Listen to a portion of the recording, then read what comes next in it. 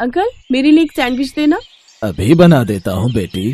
सोनिया अपनी सहेली काजल के साथ एक ठेले पर आती है और उसे सैंडविच बनाने को कहती है। क्या हुआ काजल, तुझे सैंडविच नहीं खानी? नहीं यार, मेरा मन नहीं है, तू ही खा ले। असल में काजल का मन तो था सैंडविच खाने का, लेकिन सच तो ये था कि उसके पास पैसे नहीं थे। काश कि मेरे पास भी पैसे होते तो मैं भी बर्गर खा लेती, लेकिन मेरे पास तो पैसे ही नहीं है। कुछ देर बाद वो दोनों अपने घर चली जाती है।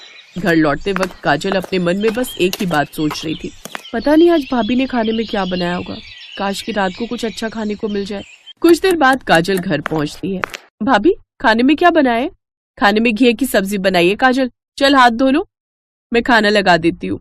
सपना सबके लिए खाना लगा देती है, लेकिन घिये की सब्जी देखकर तो काजल का मन पहले ही खराब हो चुका था और वो बेमन से खाना खाने लगती है। उसकी भाभी मन ही मन सोचती है, भूख तो मुझे भी लगी है, सुबह से कुछ भी तो नहीं खाया मैंने।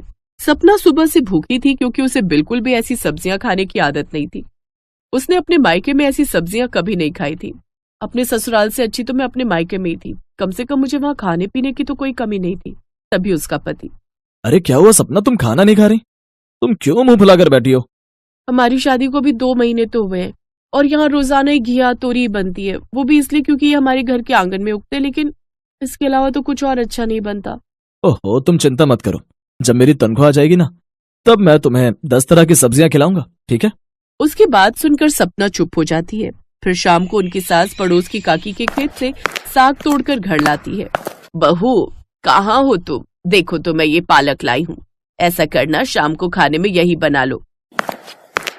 माँ जी पालक तो आप ले आई, लेकिन घर में मसाले तो बिल्कुल भी नहीं है, फिर खाने में क्या बनेगा?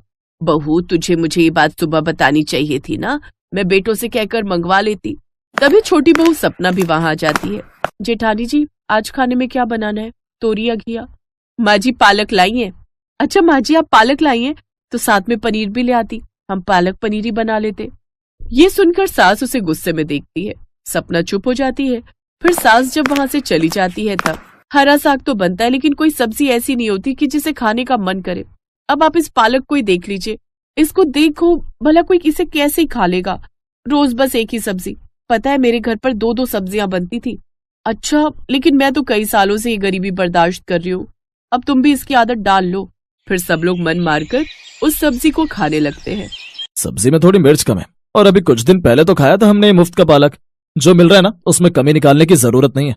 तुम अच्छे से जानते हो ना, जितनी हमारी तनख्वाह नहीं है उससे कहीं ज्यादा हमारे घर के अंदर मेंबर है।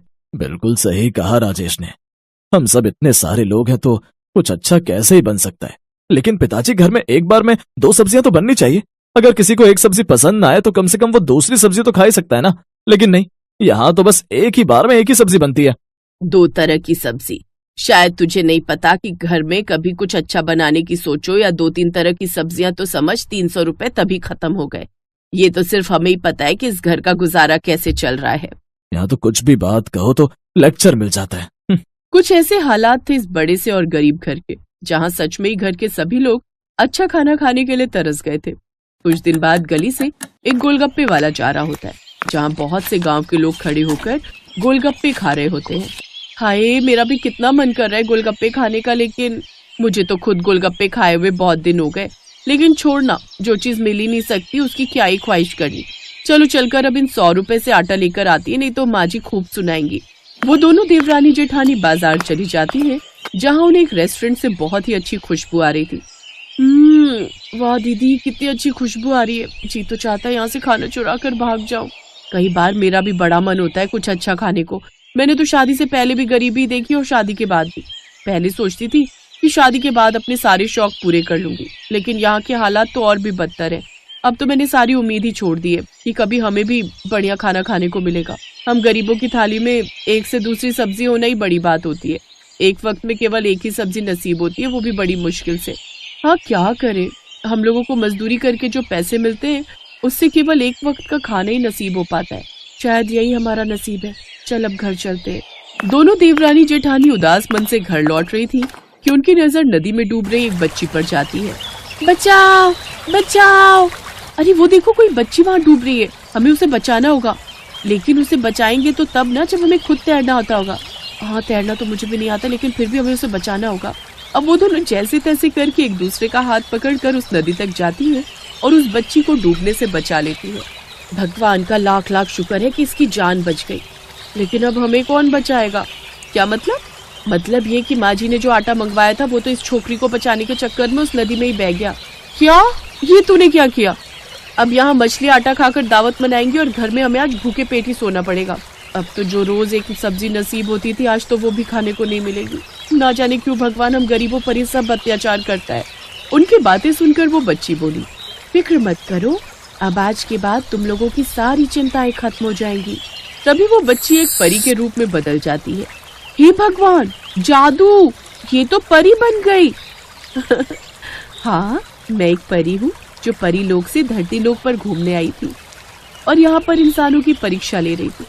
तुम दोनों सच में बहुत अच्छी हो। तुम दोनों को खुद तैरने नहीं आता लेकिन फिर भी तुमने मेरी जान बचाई। मैंने तुम दोनों की सारी बातें सुन ली है। तभी वो परी अपनी जादू से एक जादुई कढ़ाई प्रकट करती है। ये लो, ये जादुई कढ़ाई, इससे तुम जो भी मांगोगी वो सब तुम्हें मिलेगा। जितनी तरह की सब्जी तुम मांगना चाहो इससे ले सकती हो। साथ ही आटा, चावल, जो भी जरूरत की चीज चाहिए इससे ले लेना। ये कहकर वो परी गायब हो जाती है। वो कढ़ाई लेकर दोनों घर आ जाती है, जिसके बाद वो पहले उस कढ़ाई से आटा मांगती है तो उनके सामने आटा प्रकट हो जाता है।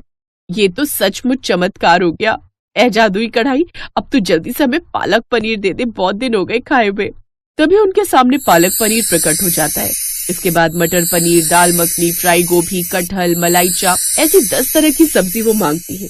उनके सामने 10 तरह की लजीजदार सब्जियां प्रकट हो जाती हैं। शाम को वो सबको खाना परोसती है तो 10 तरह की सब्जियां देखकर वो सब बहुत खुश हो जाते हैं। आज ये 10 तरह की शाही सब्जियां, वो भी हम गरीब की रसोई में, ये भला कैसे मुमकिन है? अब से ये 10 तरह की सब्जियां तुम्हें हर रोज खाने को मिलेंगी। फिर उस जादुई कढ़ाई की बात वो सबको बताती है, जिसे सुनकर वो बहुत खुश होते हैं। क्या सच में भाभी? फिर तो क्या हम जादुई कढ़ाई से सैंडविच, बर्गर, चाउमीन, गोलगप्पे ये सब भी मांग सकते हैं? हाँ हाँ बिल्कुल, जो भी तुम चाहो। उस दिन के बाद से गरीब की रसोई में भी हर दिन 10 तरह की सब्जी होती है।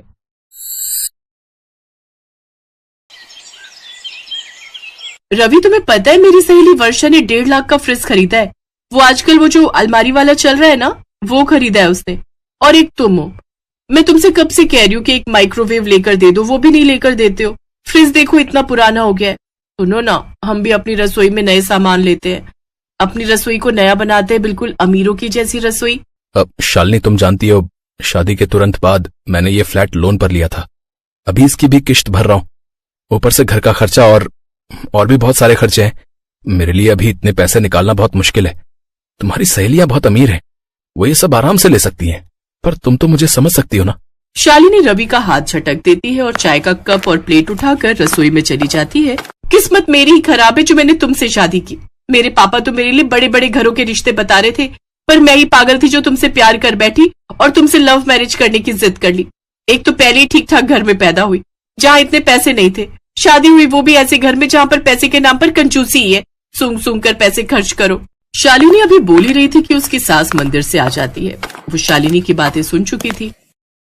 शालिनी बहू, इतना बोलते हैं, कर तो रहा है रवि, और कितना करे बेचारा, पूरा दिन मेहनत करता है, तुम्हें तो सपोर्ट करना चाहिए। और तुम हो कि उसको सुना रही हो, उसकी कमजोरी का उसे एहसास दिला रही हो। एहसास दिलाऊंगी तभी कुछ करेंगे, वरना ये नहीं कुछ करने वाले। मुझे तो लग रहा है मुझे ही कुछ करना पड़ेगा, इनके बस का कुछ नहीं। मैं अपनी इच्छाओं को नहीं मार सकती। मैं अपनी सहेली अल्पना के घर जा रही हूँ, रात की रोटी माँ जी बना लेंगी, मेरा डिनर मेरी फ्रेंड के घर पर है। शालिनी मुंह बनाती हुई अपने कमरे में चली गई।